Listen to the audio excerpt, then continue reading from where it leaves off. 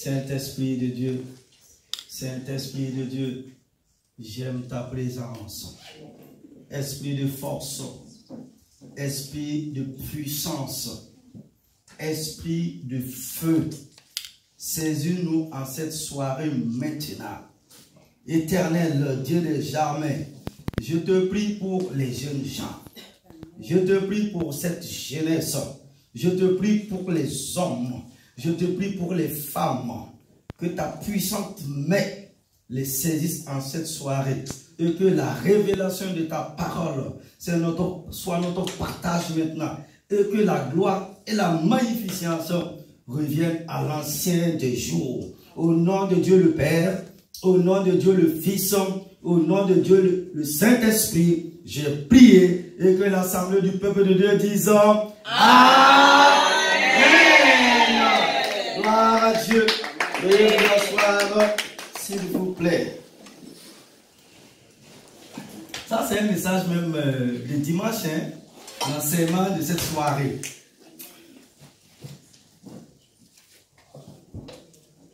Une de mes filles m'a demandé un jour comment je fais pour tenir sur mes deux pieds. Voilà.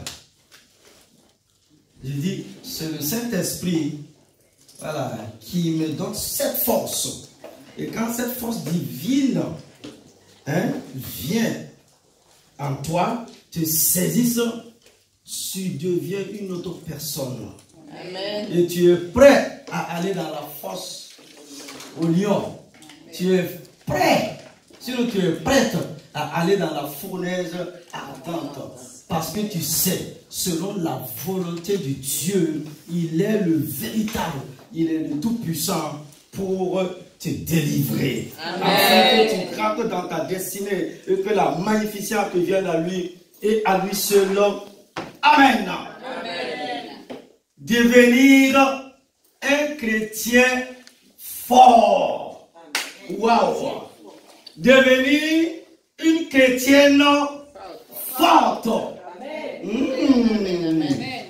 Jeune homme, tu es appelé à être un homme fort dans le Seigneur. Amen. Ma fille, tu es appelée à être une femme forte dans le Seigneur. Amen. Et voici ce que l'apôtre Paul nous dit dans Éphésiens au chapitre 6, verset 10, comme texte biblique de référence. Éphésiens 6, 10. L'apôtre nous dit ici, dit enfin. Quelqu'un peut dire avec moi en cette soirée, enfin. Enfin. Enfin. Enfin. Enfin. Enfin. Mes frères et sœurs, fortifiez-vous dans le Seigneur et dans sa force toute puissante. Amen. Amen. Notre deuxième texte biblique, notez là, vous ne l'avez pas. Dieu parle à un général de l'armée. Josué au chapitre 1, versets 6 à 9. Regardez, en principe, on ne devrait pas dire ce genre de parole à un général de l'armée. Verset 6 de Josué au chapitre 1. Fortifie-toi et prends courage, car c'est toi qui mettras ce peuple en possession du pays que j'ai juré à leurs ancêtres de leur donner. Verset 7. Seulement, fortifie-toi et aie bon courage en te conformant fidèlement à toute la loi que Moïse, mon serviteur, t'a prescrite. Ne t'en écarte ni à droite ni à gauche, afin de réussir où que tu ailles. Verset 8. Que ce livre de la loi ne se lève pas de toi. Médite-le jour et nuit pour agir fidèlement conformément à tout ce qui est écrit. Car c'est alors que tu auras du succès dans tes entreprises. C'est alors que tu réussiras. Verset 9. Ne t'ai-je pas ordonné pour la troisième fois? L'Esprit de Dieu parle à ce général. Verset 9. Ne t'ai-je pas ordonné? Fortifie-toi et prends courage. Ne sois pas effrayé ni épouvanté, car l'Éternel ton Dieu est avec toi où que tu ailles. Mais j'ai déjà fini l'enseignement. J'ai déjà fini l'enseignement. Troisième texte biblique. Notez. Secrétariat, elle me regarde. Là, vous ne l'avez pas. Joël au chapitre 4, verset 10. Dans la version seconde 21, dans vos Bibles, c'est chapitre 3 de Joël, verset 10. Joël 4, 10. De vos chocs de charrues, forgez des épées, et de vos serpents, des lances. Que le faible dise, je suis fort. Alléluia. Quelqu'un est faible? Quelqu'un est faible dans cette soirée-là? Ma Bible me dit de te dire que tu es fort dans le Seigneur. Amen, amen, amen. Amen, amen, amen, amen. Est-ce qu'on peut acclamer la parole de Dieu? Acclame encore la parole de l'Éternel. Amen. Amen. Tout au long de la Bible, les chrétiens sont exhortés à être forts. Vous lirez la phrase « Fortifiez-vous » à de nombreuses reprises dans la Bible. Pour être fort, vous devez vous fortifier. La plupart des chrétiens, la plupart des enfants de Dieu sont forts physiquement, forts en politique, forts dans le domaine universitaire, forts en affaires, forts dans les relations, mais pas forts dans le Seigneur. Dieu veut absolument que vous soyez forts dans le Seigneur. Se fortifier dans le Seigneur revient à être un chrétien fort, sinon une chrétienne forte. Beaucoup de gens viennent à connaître le Seigneur Jésus, mais ne viennent jamais forts dans le Seigneur. Il reste des mauviettes spirituelles pour le reste de leur vie. Un certain nombre de choses caractérisent un chrétien bon et fort. Vous devez viser à développer tous ces attributs si vous voulez être un croyant bon et fort. Pour être un chrétien fort, vous devez développer la spiritualité. Waouh! Le zèle, la maturité, la sainteté et la fermeté dans le Seigneur. Il existe plusieurs domaines de votre existence que nous devons développer si nous voulons devenir un jour un chrétien ou une chrétienne forte dans le Seigneur. C'est ce que je vous propose de voir en 3 points au cours de l'enseignement de la soirée. Premièrement, ce que signifie être un chrétien fort. Ce que signifie être une chrétienne forte. Les 9 domaines que vous devez développer si vous voulez être fort dans le Seigneur sont énumérés ci-dessous. Premièrement, être un chrétien fort, c'est développer une vie chrétienne plus profonde. Waouh! Et la Bible dit dans Somme 42, 7, Un flot appelle un autre. Et au bruit de tes zones, toutes tes vagues et tous tes flots passent sur moi. Dans d'autres versions de la Bible, c'est la profondeur appelle la profondeur. Oh, alléluia. Deuxièmement, être un chrétien fort, c'est s'affermir. Ainsi, mes frères et mes sœurs bien-aimés, soyez fermes, inébranlables, travaillant de mieux en mieux à l'œuvre du Seigneur, sachant que votre travail ne sera pas vain dans le Seigneur. 1 Corinthiens chapitre 15, verset 58. Troisièmement, être un chrétien fort, c'est être inébranlable. Alléluia. Ainsi, mes frères bien-aimés, soyez fermes, inébranlables, travaillant de mieux en mieux à l'œuvre du Seigneur, sachant que votre travail ne sera pas vain dans le Seigneur. 1 Corinthiens 15, 58. Quatrièmement, être un chrétien fort, c'est devenir spirituel.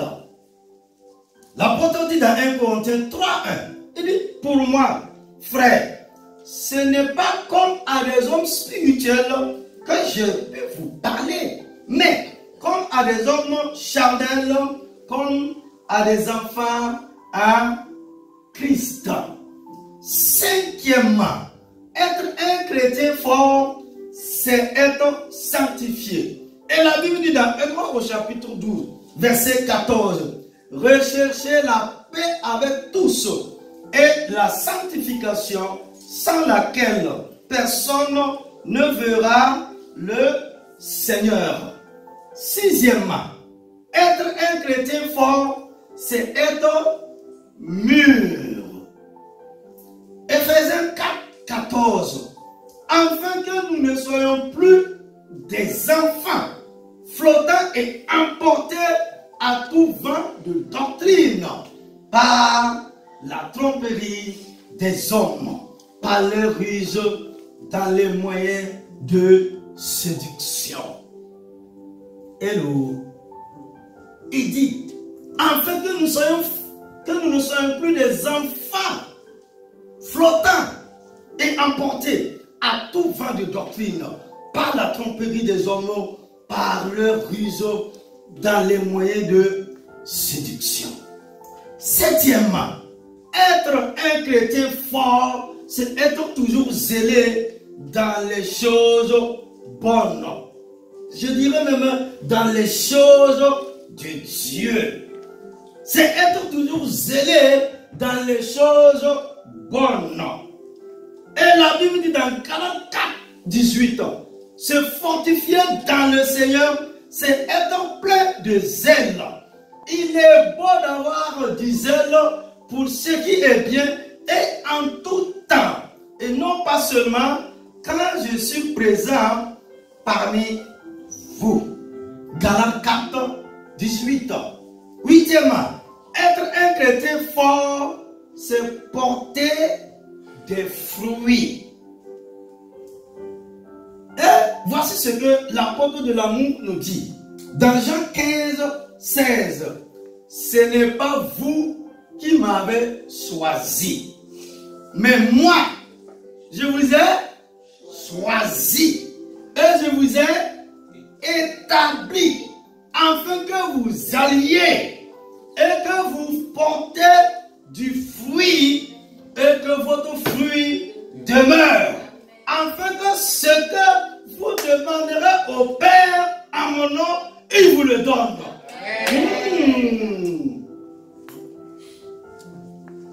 Donc vous comprenez pourquoi la plupart du temps nous n'avons pas l'exaucement. Il dit, Jésus dit, ce n'est pas vous qui m'avez choisi, mais c'est moi. Je vous ai choisi et je vous ai établi afin que vous alliez et que vous portez du fruit et que votre fruit demeure. afin que ce que... Regardez, ce verset est divisé en deux. Afin que ce que vous demanderez au Père éternel, au nom de Jésus, il vous le donne. Waouh! Neuvièmement, être un chrétien fort, c'est être prêt à rencontrer Dieu à tout moment. Il y a trop de amen. On dirait qu'il y a des gens qui veulent nous précipiter dans la gloire. Amen. Alléluia. Donc, c'est le prophète Amos. Il dit, c'est pourquoi je te traiterai de la même manière, Israël. Ça veut dire le peuple de Dieu.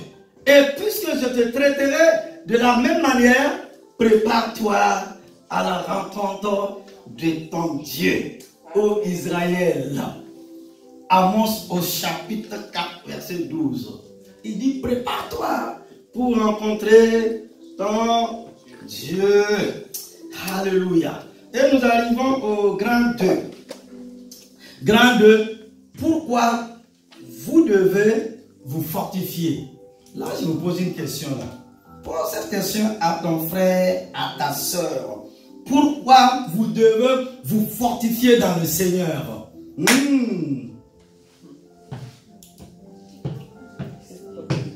Je vous ai dit de parler. Pose-lui la question. Posez la question à l'évangéliste. Posez la question à tout le monde, aux jeunes gens. Pourquoi vous devez vous fortifier dans le Seigneur?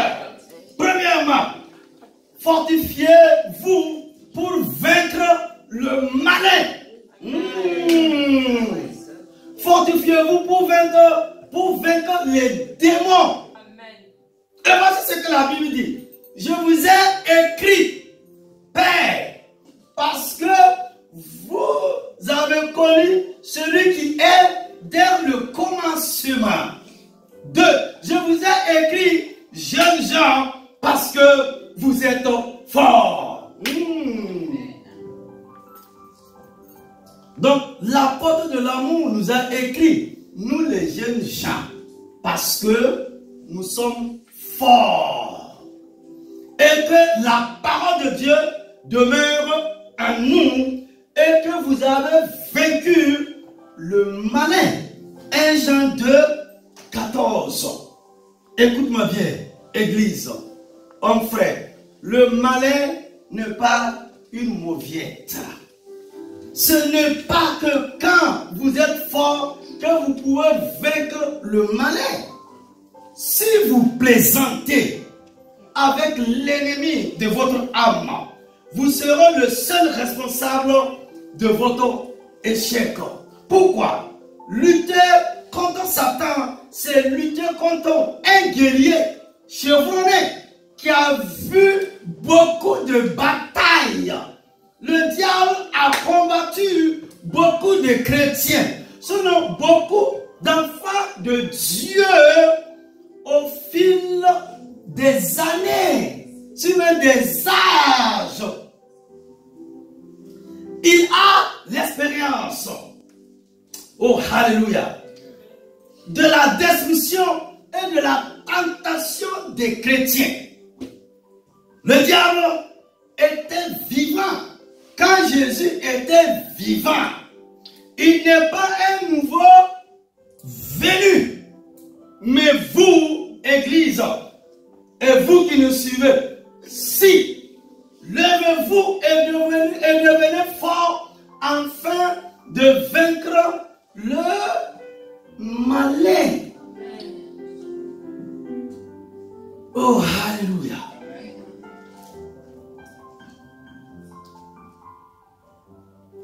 Lorsque vous êtes forts, les méchants sont obligés de vous laisser tranquille. Je dirais, lorsque vous êtes forts, les sorciers sont obligés de vous laisser tranquille. Les méchants savent qu'ils seront vaincus. Satan n'osera même pas initier une mauvaise action, car il sait que cela ne finira pas bien pour lui. Vous devez être fort, parce que quand une chose plus forte que vous submerger et vous détruire. Lorsqu'un homme fort et bien armé garde sa maison, ce qu'il possède est en sûreté. Mais si un plus fort que lui survint et le dompte et lui enlève toutes les armes dans lesquelles il se confiait et il distribue ses dépouilles. Luc au chapitre 11, versets 21 à 22. Cela devrait être la plus grande motivation pour vous renforcer. Comme vous devenez plus fort, le malin est obligé de vous laisser tranquille parce qu'il sait que de nombreuses tentations ne seront d'aucun effet sur vous. Église, mon frère, ma soeur, fortifiez-vous dans le Seigneur Jésus. Amen. Cela veut dire quoi? Tu as un ennemi de taille. Mais celui qui est en toi, écoute-moi bien, il est plus puissant. Amen. Il est temps que l'Église, quand on parle de l'Église, on parle des fils et les filles du royaume des cieux.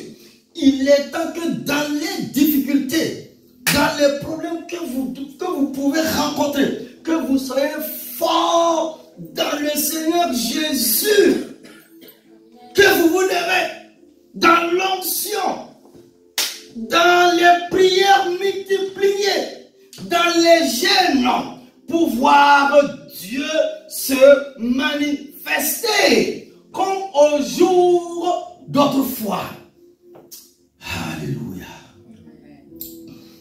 Alléluia.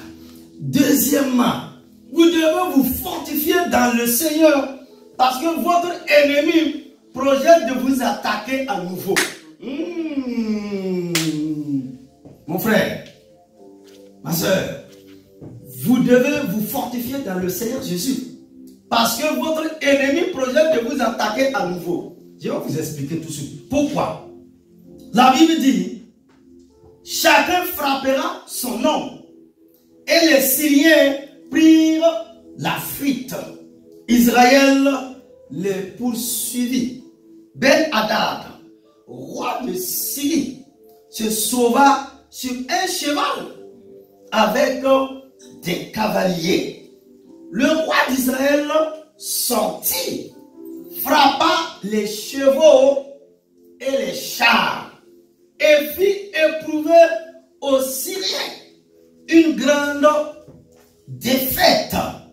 Alors, le prophète s'approcha du roi d'Israël et lui dit, va, fortifie-toi, examine et vois ce que tu as à faire, car au retour de l'année, le roi de Syrie montera contre toi. Waouh! 1 roi 20, verset 22, verset 20 à 22. Église, votre ennemi projette de vous attaquer, que vous le vouliez ou non, vous serez attaqué. L'ennemi vous a vu et vous a choisi comme une cible de choix. Sans provocation, l'ennemi frappera quand il le décidera. Jésus a été attaqué à plusieurs reprises tout au long de sa vie terrestre et au cours de son ministère. Même sur la croix, dans ces tout derniers instants, Jésus a connu des tentations incessantes et des attaques.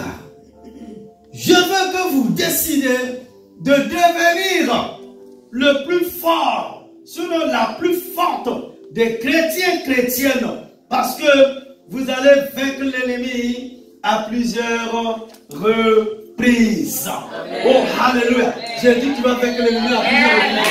Tu vas vaincre l'ennemi de ton âme à plusieurs reprises. C'est pas qu'il ne va pas venir t'attaquer. Il va venir t'attaquer. Mais celui qui est en toi, le feu du Saint-Esprit, la puissance du Saint-Esprit va t'aider à le vaincre. Amen. Parce qu'il est déjà vaincu au propos de la croix il y a plus de 2000 ans. Alléluia. Regardez le roi d'Israël. Il a frappé les Syriens. Il était content. Il dit, ah, je vais aller maintenant me reposer un peu. Je les ai terrassés. Quelqu'un m'écoute dans cette soirée? Tu as eu une victoire. Mais ce n'est pas le temps de dormir. Hein? Ah, quand j'ai gagné ici, là, c'est bon. Mon ami, si tu savais, le roi était content. Et voilà le prophète qui arrive. Il dit, quand il dit l'année suivante, ça veut dire dans quelqu'un, c'était vers la fin de l'année. Quand l'année va, hein, dans la deuxième partie, là, sinon la première partie du nouvel an, là, l'ennemi, là, il est tapis, il va revenir. Donc prépare-toi pour encore le terrasser. Comme les techniques, la force, la capacité, l'onction, pour la première fois, tu l'as terrassé. Donc si tu as gagné hier, ce n'est pas aujourd'hui que tu ne vas pas gagner. Tu as gagné hier, tu vas gagner aujourd'hui et juste dans l'éternité. Il n'a pas tardé. Il dit quand il va venir, oh alléluia, quand il va revenir, va, car le Dieu Tout-Puissant est avec toi pour te donner la victoire. C'est ça la vie chrétienne. Tant que tu seras sur cette terre des hommes, tu as gagné ici. Il a délivré. Tu as vu Dieu se manifester. Il a répondu à ta prière. Ça veut dire, l'ennemi est là, il regarde encore. Et puis tu ne l'as pas provoqué. Mais ma Bible me dit, comme avec le roi d'Israël, quand il va venir là, comme tu es toujours forte et fort dans le Seigneur, tu vas te lever comme autrefois. Bam! Tu vas envoyer les missiles sol-sol. Les missiles air là. Ces armes puissantes, tu vas le neutraliser. Tu vas le déchiqueter pour continuer dans la victoire. C'est ça la vie chrétienne. La plupart des enfants de Dieu, et vous qui nous suivez, on a eu une victoire, on a eu 2 victoires, et on croit que c'est toute la vie chrétienne, et c'est fini. Non, non, non, non, non, non. Mon frère, ma soeur, regardez notre Seigneur Jésus. Regardez Jésus, son ministère terrestre. Regardez comment l'ennemi l'a attaqué. Lui, le Fils de Dieu, lui, il est venu de Dieu. Il était là avant le commencement. Il a vu Satan tomber quand il s'est rebellé, comme ce que je vous ai dit dimanche. Est-ce que vous faites? Il faut que vous me suivez, tu vois. Je ne zigzague pas, je fais comme ça. C'est des modules, c'est 24. Il faut que tu aies les 24. Amos dit quoi? Sinon, c'est Osée le prophète. Il dit, c'est par manque de connaissance que le peuple de Dieu périt. Dans le combat spirituel, vous devrez avoir des tactiques. Vous êtes d'accord avec moi? Ça veut dire, quand tu es fort dans le Seigneur, tu deviens un général, comme Josué. Et si Dieu a dit à ce général-là, Josué, qui a gagné des combats, qui a été avec Moïse toute sa vie, Dieu lui dit, fortifie-toi. Est-ce que je parle à une sœur dans cette soirée? Est-ce que je parle à quelqu'un? Est-ce que je parle à un homme? Regardez Josué. Josué, qu'est-ce qu'il n'a pas vu? Il a enterré les gens dans le désert. Il est resté. Il dit, la promesse est pour nous. Mais Dieu vient lui dire, fortifie-toi et prends courage. Fortifie-toi et prends courage. Fortifie-toi et prends courage. Voici le secret de la vie chrétienne.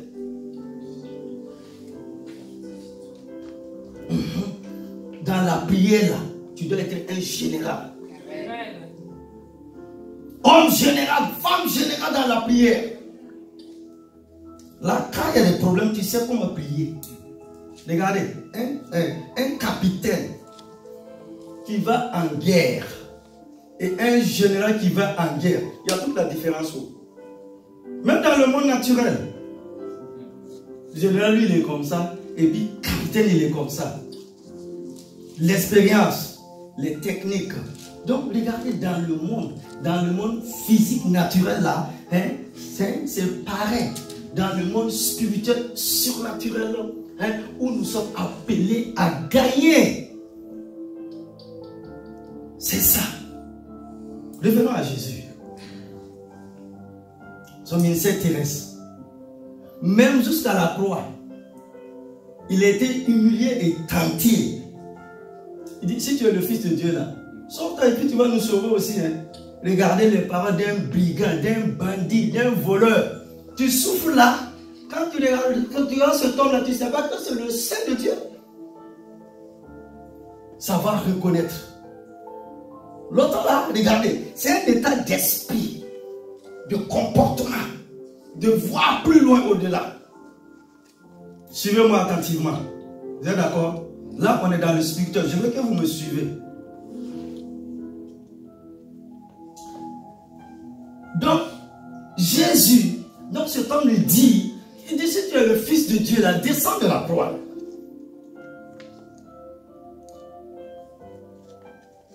Jésus pouvait descendre.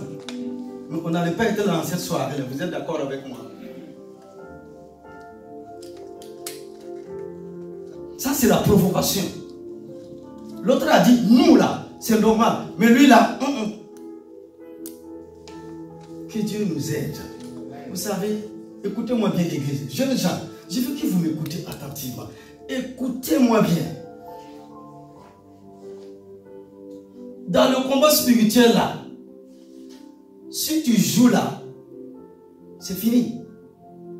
Même dans le combat physique naturel là, si tu fais erreur là, on va t'enterrer.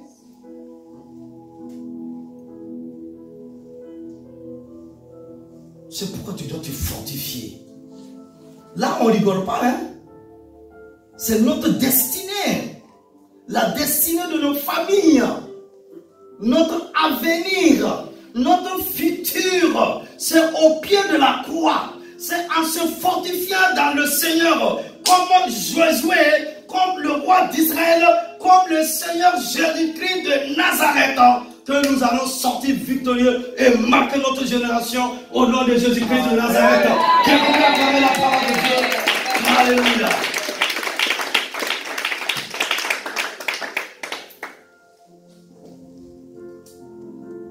Troisièmement, fortifiez-vous pour bien pouvoir être dans la course. Fortifiez-vous pour bien pouvoir être dans la course. Leur retentissement, parcourt toute la terre. Leur accent vont aux extrémités du monde, où il a dressé une tente pour le soleil. Et le soleil semblable à un époux qui sort de sa chambre, se lance dans la carrière avec la joie des héros. Psaume 19, 5, 6. Mon frère, ma soeur, vous remarquerez que les athlètes, même les femmes, sont très forts et musclés. Sans force, vous ne pouvez pas faire une course. Vous êtes d'accord avec moi? Vous devez vous fortifier si vous voulez être un athlète spirituel et prendre part à la course. Chacun d'entre nous est impliqué dans la course chrétienne.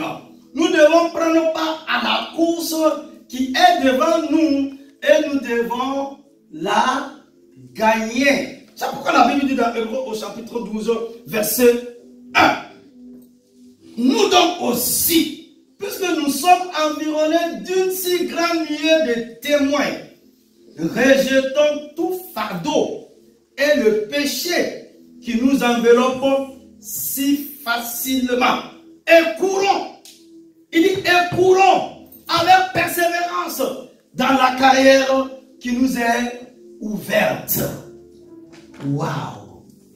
Donc la vie chrétienne, mon frère, la vie chrétienne c'est une course. C'est pourquoi l'apôtre Paul a dit à Timothée, ce jeune pasteur évangéliste, il dit, tu dois combattre le bon combat. Ça veut dire, il dit, tu es dans une course. Ce n'est pas le départ qui compte, mais c'est l'arrivée. Oh, alléluia. C'est celui qui va arriver jusqu'au bout là, qui recevra la couronne. Mais à mi-chemin, si tu es tombé là, mon frère, relève-toi vite, vite. Parce que les autres là vont venir te pétiner et puis avancer. Qui ne veut pas la couronne? La vie chrétienne, c'est une course. Et spirituellement, ça veut dire, quand vous regardez, c'est une course là, il n'y a pas homme-femme. Quand je regarde ces femmes sportives là, je dis waouh. Il y a d'autres, quand ils marchent, même tu vois les épaules là, même c'est comme ça. Hein. Tellement, faut pas laisser, elle va te secouer. Hein. Si tu es un garçon, tu ne fais pas le sport, là, elle te fait comme ça, mon ami. Tu risques de vomir. C'est ça. C'est pourquoi nous devons être forts.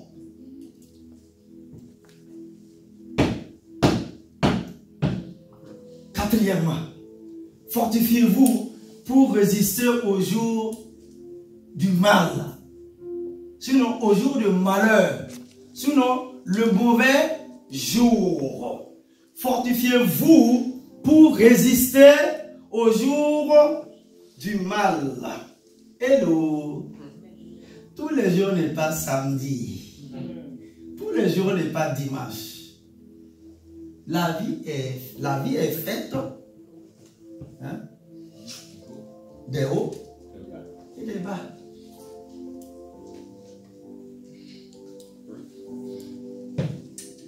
Au jour du mal.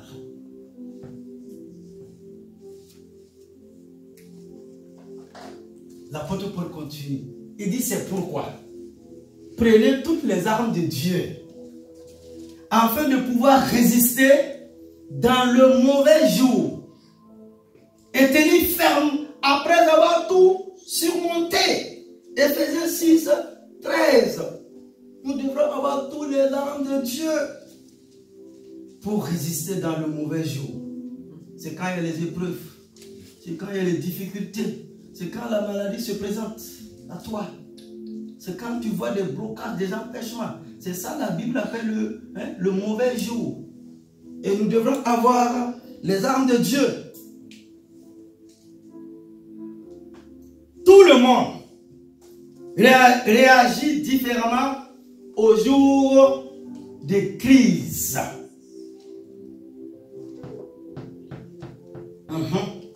Certaines personnes, hommes et femmes, femmes et hommes, au cœur tendre, se frôlent et meurent dans un jour de crise.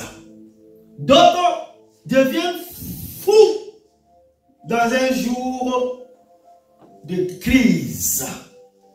Vous voyez que dans un jour de crise, tout change.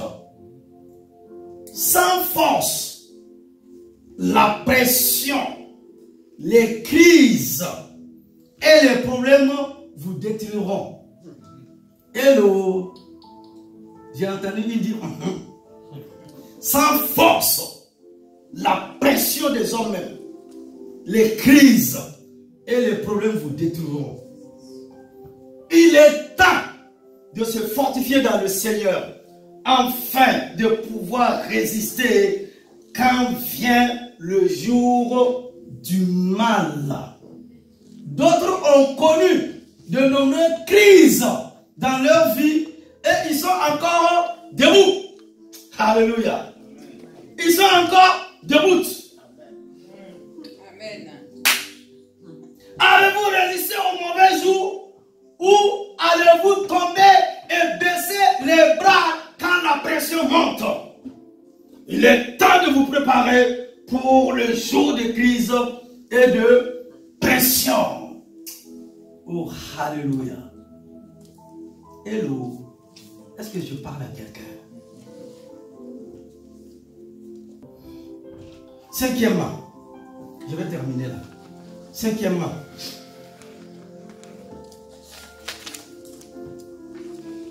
Fortifiez-vous pour pouvoir aider les autres. Waouh! Nous qui sommes forts, nous devons supporter les faiblesses de ceux qui ne le sont pas. Et ne pas nous complaire en nous-mêmes. Romains au chapitre 15, verset 1.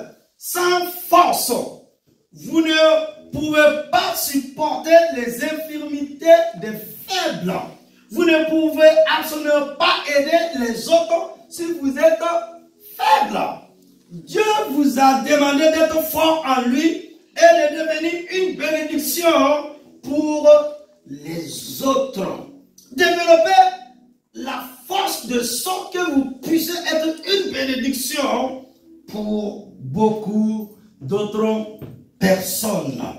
Sixièmement, fortifiez-vous parce qu'il est sage d'être fort. Vous ne devez pas vous résigner à la faiblesse. Le diable profitera de vous dès qu'il se rendra compte que vous n'êtes pas assez sage pour vous préparer en temps de paix. Vous devez vous fortifier car il est sage de le faire. Même les nations, quand les gens parlent paix, là, ils sont en train de préparer la guerre. C'est la sagesse. Hein? Mais une autre sagesse, les gens parlent paix. Et puis, on prépare la guerre. On continue de fabriquer les armes. Vous êtes d'accord avec moi? Je donnerai raison à Paul, l'apôtre, selon la révélation qu'il a reçue du jour où il a rencontré le Seigneur de gloire, notre grand frère, Jésus-Christ de Nazareth. Troisièmement, comment être un chrétien inébranlable? Comment être une chrétienne inébranlable? Si du moins, vous demeurez fondé et inébranlable dans la foi, sans vous détourner de l'espérance de l'évangile que vous avez entendu, qui a été prêché à toute créature sous le ciel. Et donc, moi, Paul, j'ai été fait ministre. Colossiens au chapitre 1, verset 23. Beaucoup de chrétiens s'éloignent peu à peu de leur croyance originelle.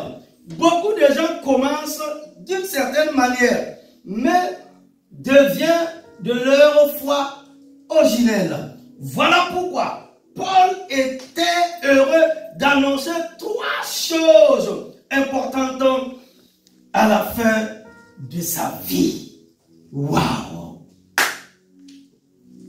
J'ai gardé la foi. J'ai terminé mon chemin. J'ai couru ma course. Paul, l'apôtre, a connu beaucoup de pression, de problèmes et d'afflictions au cours de sa vie de prédication. Même quand sa vie était menacée, il a dit, mais aucune de ces choses ne m'importe et je ne considère pas ma vie chère, afin que je puisse terminer ma course avec joie, ainsi que le ministère que j'ai reçu du Seigneur Jésus a témoigné de l'évangile de la grâce de Dieu. Actes au chapitre 20, verset 24. Premièrement, ne soyez pas ébranlés par des offenses et des afflictions, afin que personne ne fût ébranlé au milieu des tribulations présentes, car vous savez vous-même que nous sommes destinés à cela. Deuxièmement, ne laissez pas l'amertume vous éloigner de Dieu. Veillez à ce que nul ne se prive de la grâce de Dieu. Veillez à ce qu'une racine d'amertume poussant des rejetons ne produise du trouble et que plusieurs n'en soient infectés. Hébreux au chapitre 12, verset 15. L'amertume est une forme avancée et développée d'offense. L'amertume est une offense profonde compliqué et qui dure longtemps. Beaucoup de gens qui sortent de l'église sont des chrétiens offensés, qui sont devenus amers. Ils ont probablement été véritablement choqués et leurs blessures n'ont jamais guéri. Je vous laisse la suite. Troisièmement, là c'est un thème. Hébreux au chapitre 12, verset 15. L'affliction et l'amertume dans la vie du chrétien. Je vais revenir sur ce thème-là. Troisièmement, ne soyez pas ébranlés par un changement de circonstances. Car David dit de lui, je voyais constamment le Seigneur devant moi, parce qu'il est à ma droite, afin que je ne sois point ébranlé. Actes au chapitre 2, verset 25. Dieu est en vous. Dieu est de votre côté. Vous ne serez pas émus par les changements qui ont lieu dans votre vie parce que vous êtes inébranlable. Oh, alléluia. Ne vous éloignez pas du chemin de la justice à cause des raccourcis. Qui aime les raccourcis? Hello. Ne vous éloignez pas du chemin de la justice à cause des raccourcis. Le psalmiste dit ici, il me conduit dans les sentiers de la justice à cause de son nom. Psaume 23, 3. Jésus est venu mourir pour ce monde. Dieu a tant aimé le monde qu'il a donné, que lui a donné son Fils unique. Satan a offert à Jésus un raccourci vers les royaumes de ce monde. Satan dit à Jésus, incline-toi et adore-moi et tu vas gagner les royaumes de ce monde ce soir. Encore une fois, le diable le transportait sur une montagne très élevée et lui montra tous les royaumes du monde et leur gloire. Et lui dit, toutes ces choses que je te les donnerai si, à une condition, si il y a des raccourcis, tu te prosternes et m'adores. Matthieu 4, au chapitre 4, verset 8 à 9. Il dit si, regarde les royaumes, regarde la gloire. Il faut te prosterner devant moi, Satan. Et je vais te donner ces choses-là. Conclusion. Car on doit prier. Conclusion. Gloire à Dieu pour sa parole. J'aime ta parole, Seigneur. C'est ça qui a donné la victoire à Jésus. Les autres sont partis. Mais lui, il a vécu longtemps. Il a vu la promesse s'accomplir. Oh, alléluia. Aide-nous, Seigneur. Aide-nous, Seigneur. Aide-nous, Seigneur. Dans ta grâce infinie. Alléluia. Conclusion. Devenir un chrétien ne suffit pas. Sinon, devenir chrétien ne suffit pas. Tu dois devenir un chrétien fort. Tu dois devenir une chrétienne forte. Décide maintenant de vivre ta vie pour Jésus-Christ. Décide maintenant d'être un croyant mûr, une croyante mûre, spirituelle, sain et fort. C'est une grande chose de servir le Seigneur. C'est mieux d'être un chrétien fort qu'un chrétien faible. Tu auras beaucoup plus de plaisir, de joie et d'excitation dans le Seigneur Jésus lorsque tu deviendras un croyant, une croyante forte. Et on verra de nouveau, nous dit le prophète Malachie, et on verra de nouveau, Église, peuple de Dieu, la différence entre le juste et le méchant, entre celui qui sert l'Éternel Dieu des armées et celui qui ne le sert pas. Et que quelqu'un dise que Dieu bénisse sa parole au nom de Jésus de Nazareth. Que Dieu bénisse sa parole. Que Dieu nous appelle à être fort dans notre marche, dans notre service, dans notre vie de tous les jours avec lui. Mon frère, ma soeur, tu as appelé à être une chrétienne forte. Tu as appelé à être un chrétien fort pour entrer dans ta destinée et voir la puissance de Dieu se manifester dans ta vie, dans ta famille, dans ton église et en ta génération maintenant. Au nom de Jésus. Amen, amen, amen.